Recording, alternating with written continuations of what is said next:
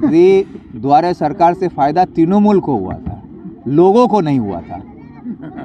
ये पहली बात। और रहा सवाल कि जो ये सुरक्षा कवच के नाम पर जो 15 प्रकल्पों को लेकर गांव-गांव जाकर नेता लोग सवाल कर रहे हैं कि उनको क्या मिला नहीं मिला दीदी का दूध बनकर। चाकुलिया विधानसभा के निजामपुर 1 नंबर ग्राम पंचायत अंतर्गत सागरपुर गांव में कांग्रेस की एक ज्वाइनिंग सभा का आयोजन किया गया। आयोजित ज्वाइनिंग सभा में उपस्थित थे चाकुलिया के पूर्व विधायक अली इमरान रम्ज उर्फे विक्टर, चाकुलिया ब्लॉक कांग्रेस के सभापति मास्टर मोहम्मद मुस्तफ़ा सहित अन्य कांग्रेस नेतृत्व। मंगलवार ज्वाइनिंग सभा में फॉरवर्ड ब्लॉक से कमरुज जमा व मोहम्मद यूसुफ, CPIM से जमील अख्तर व अब्दुल रज्जाक, तृणमूल से आसारू हरिजन के नेतृत्व में 300 से अधिक लोगों ने कांग्रेस का झंडा पकड़कर पार्टी में शामिल हो गए। आयोजित ज्वाइनिंग सभा से चाकुलिया के पूर्व विधायक विक्टर ने बीजेपी व तृणमूल पर जमकर निशाना साधते हुए कहा, जहां बीजेपी पूरे देश में नफरत की राजनीति कर रही है तो वहीं राज्य में तृणमूल लोगों को धोखा दे रही है।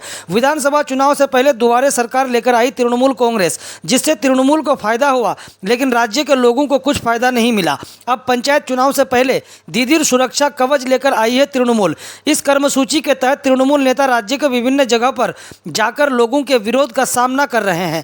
तृणमूल के भ्रष्टाचार से पश्चिम बंगाल की जनता परेशान है, इसीलिए आज कांग्रेस से लोग जुड़ रहे हैं और आने वाले दिनों में कांग्रेस के प्रति लोगों का विश्वास और बढ़ेगा। साथ ही पूर्व विधायक ने भारत जोड़ो यात्रा की सफलता की बात करते हुए कहा कि जिस तरह लाखों की तादाद में लोग राहुल जी के साथ जुड़ रहे हैं, यह दर्शाता है आगामी लोकसभा में कांग्रेस भारी बहुमत से सरकार बनाएगी और बीजेपी का सफाया हो जाएगा।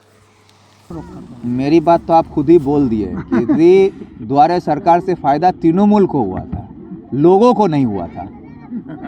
ये पहली बात। और रहा सवाल कि जो ये सुरक्षा कवच के नाम पर जो 15 प्रकल्पों को लेकर गांव-गांव जाकर नेता लोग सवाल कर रहे हैं कि उनको क्या मिला नहीं मिला दीदी का दूध बनकर, तो ये जो है हम लोग तो देख रहे हैं सोशल मीडिया में, जहाँ भी जा रहे हैं वहाँ लोग अपने गुस्से को में उभर के सामने आ जा रहे हैं। कई जगह तो लोगों को जो दीदी के दूतों को गांव छोड़ के भागना पड़ रहा है। और ये सुरक्षा कवच जो दीदी का है ना, ये नाम वो बिल्कुल सही दिए हैं, क्योंकि अब उनको सुरक्षा कवच की ज़रूरत है, क्योंकि अब बंगाल का आवाम उनको पहचान चुका है।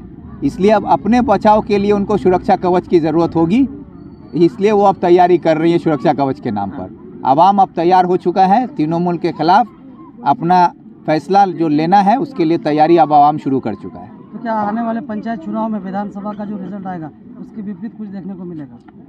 देखिए, पंचायत चुनाव में जिस तरह का पिछले बार का माहौल रहा है कि चुनाव में जिस तरह गुंडागर्दी, बूथ लूट किया गया है, मशीनों को लूटा गया, ज़बरदस्ती विनिंग सीट छीन लिया गया है, ये जो आलम था, जो डेमोक्रेसी का कत्ल किया गया ममता बनर्जी की हुकूमत में, अब वो माहौल नहीं है, क्योंकि अब आवाम जाग चुका है। आवाम ममता बनर्जी और उसके दूतों को पहचान चुका है।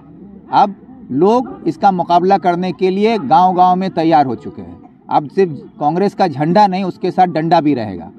और जो इस तरह की हरकत करने का सोच रहे हैं और यह पुलिस प्रशासन की मदद से लोगों को डराकर धमकाकर जो बूथ लूट किया गया था, वो माहौल अब नहीं है। अब अगर प्रशासन भी आएगा तो झंडा डंडा उनके ऊपर भी पड़ेगा। अब ये माहौल तैयार हो रहा है।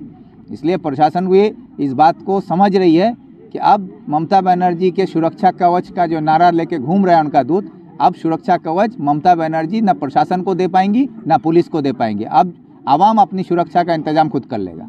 ये दुनिया से मतलब नहीं है। हमारे देश में जो बीजेपी की जो ताकत है, उस ताकत को तोड़ने का काम राहुल गांधी के इस यात्रा से बखूबी हो रहा है। यहाँ तक कि हम लोगों ने ये भी देखा है कि जिस स्टेट में बीजेपी की सरकार है, वहाँ पर पूरी सरकार अपनी ताकत लगा दी, पुलिस फोर्स लगा दिया गया ताकि राहुल गांधी के यात्रा को रोक दिया जाए। लेकिन उसके बाद आवाम की तादाद के सामने प्रशासन को झुकना पड़ा और राहुल गांधी की यात्रा में बीजेपी की हुकूमत में रहने वाली स्टेट में लाखों के तादाद में लोगों ने समर्थन किया है। इसको देखकर बीजेपी घबरा रही है और बीजेपी कोई फैक्टर नहीं है। आज जो फैक्टर है वो है हमारा एकता। हम लोगों को जो बांट के रखी है बीजेपी, हिंदू मुसलमान के नाम पर और भाषा के नाम पर, जात के नाम पर, ये जो मस्जिद मंदिर के नाम पर, ये हम लोगों को समझने की ज़रूरत है कि हम सबको जो तोड़ने के काम बीजेपी कर रही है और एक तरफ राहुल गांधी हम लोगों को जोड़ने का काम कर रहे हैं, तो हम लोगों को जुड़ना से की ज़रूरत है। और ये अब लोग बखूबी समझ रहे हैं। ये नफ़रत की राजनीति के ख़िलाफ़ लोग मोहब्बत के साथ एक साथ कंधे से कंधा मिलाकर इस यात्रा का समर्थन कर रहे हैं। इसलिए हम लोग पूरी यकीन के साथ ये कह सकते हैं कि आने वाली 24 में मोदी को हटाकर कांग्रेस सरकार बनाएगी, ये दावा हम लोग करते हैं।